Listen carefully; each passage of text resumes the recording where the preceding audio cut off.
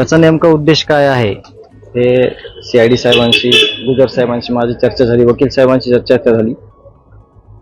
जो data recover झालेला आहे आणि जो डाटा दिसतोय तेच या केसमध्ये वापरला जाणार आहे असं लेखी लिहून दिलेलं आहे CID आणि वकील साहेबांनी.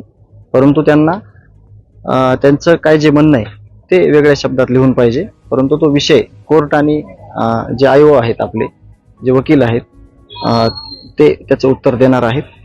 परंतु प्रत्येक तारखेला काहीतरी खोडा काढून किंवा काहीतरी कशी तारीख पुढची, ही तारीख कशी टळेल याचा प्रयत्न चालू आहे. परंतु लवकरच या संदर्भात पुढच्या तारखेपर्यंत निर्णय घेतला जाईल. आरोपी विष्णू साठे यांनी बँक व्यवहार आणि इतर व्यवहाराच्या अनुषंगाने जनरल पॉवर ऑफ अटर्नी देण्यात यावी अशी मागणी कोर्टाकडे केली.